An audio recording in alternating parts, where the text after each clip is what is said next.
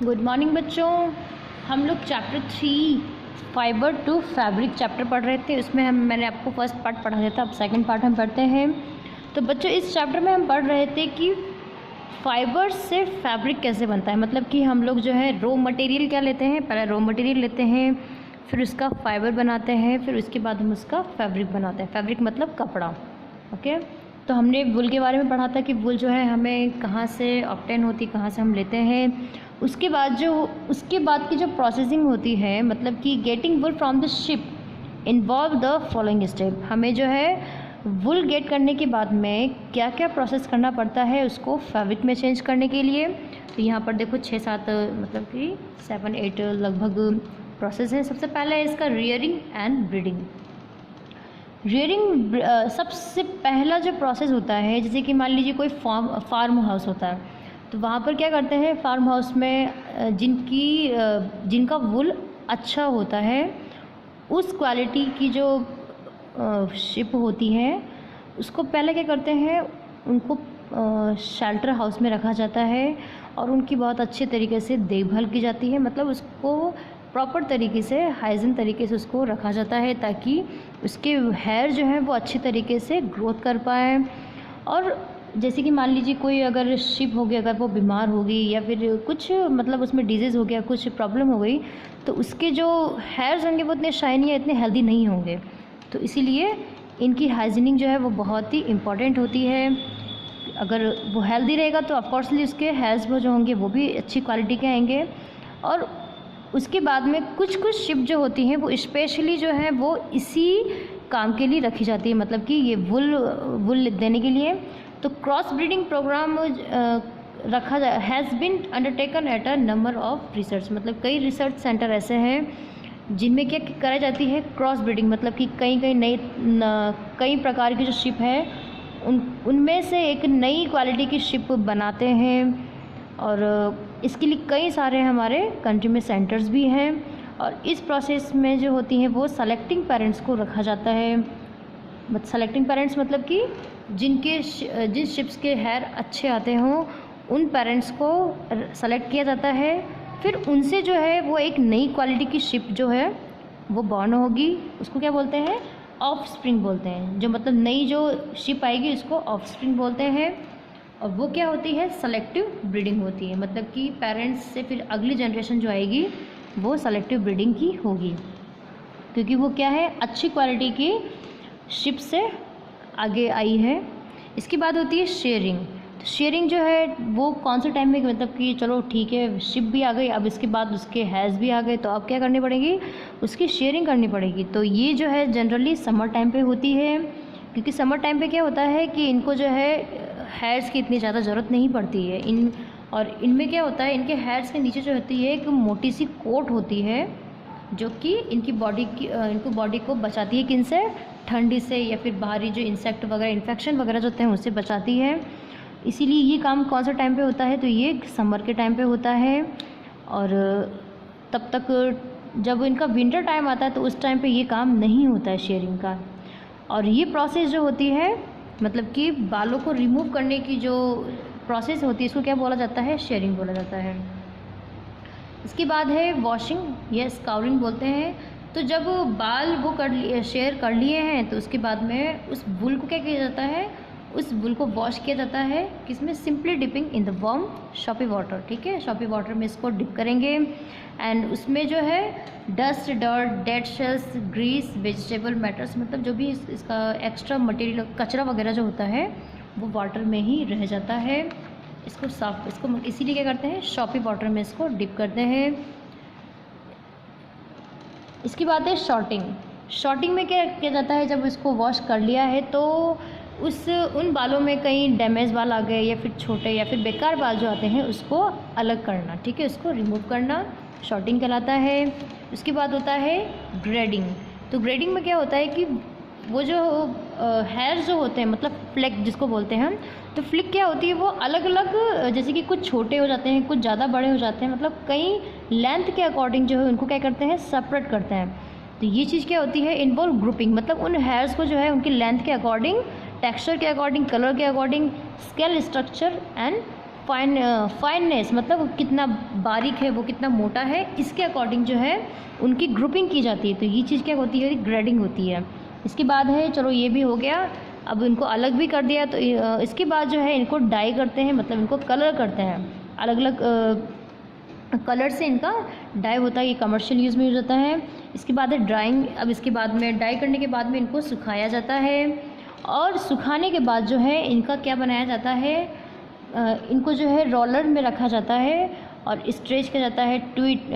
Twist मतलब कि उसको मरोड़ना, ठीक है। एक दो पहले फाइबर लेंगे, फिर फाइबर में इनको यार्न ट्विस्ट होंगे, फिर ये क्या बनेंगे, फाइबर टू यार्न बनेंगे, और यार्न बनने के बाद में फिर ये packed into bales and transport to the mill for spinning, weaving and knitting process. हमने देखा है कि नॉर्मली जो स्वेटर वगैरह बुनते हैं तो वो क्या आती है, उसको यार्न बोलते हैं, जिसको ऊन का धागा बोलते हैं।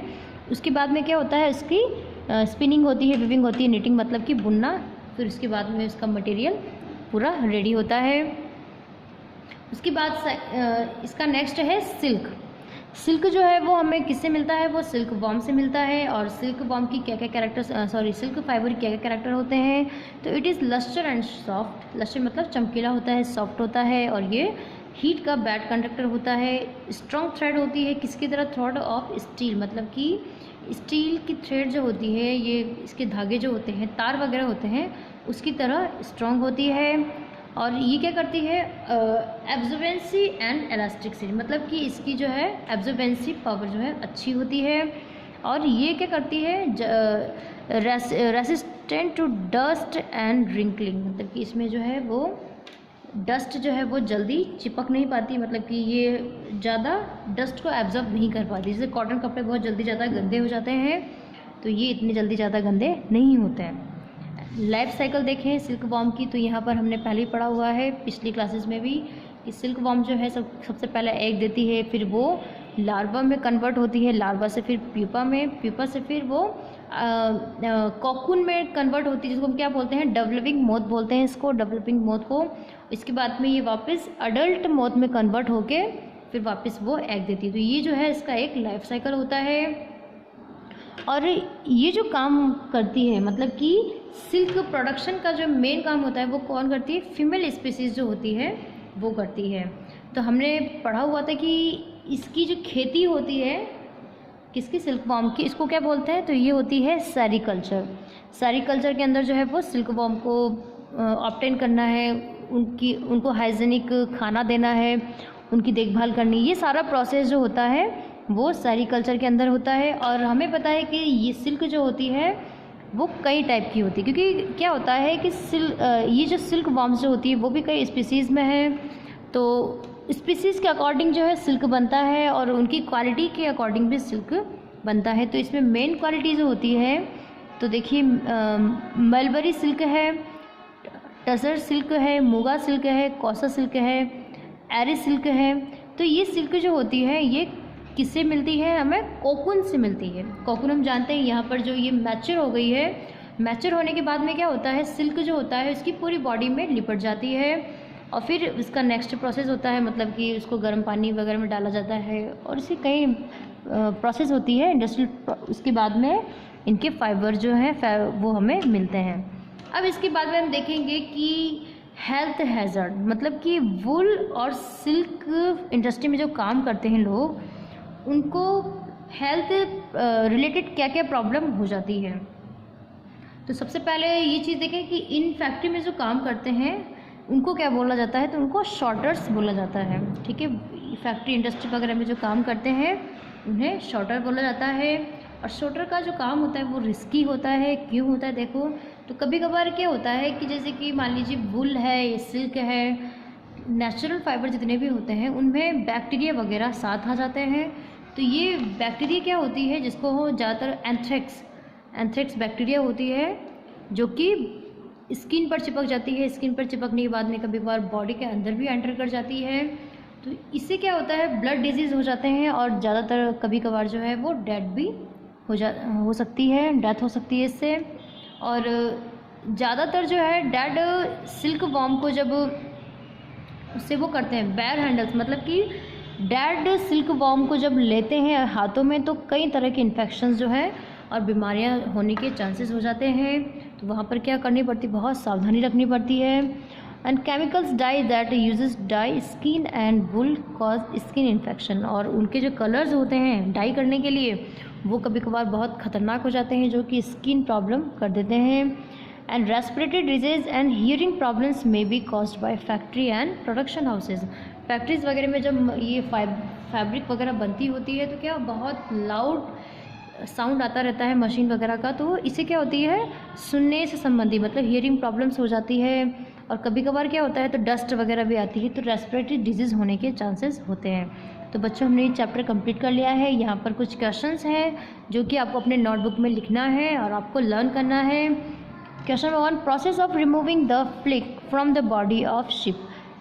शिप की बॉडी से जो फ्लिक रिमूव करने का प्रोसेस होता है इसको हम क्या कहते हैं, अभी हमने पढ़ा था ये। The world finest wool is extracts from ship.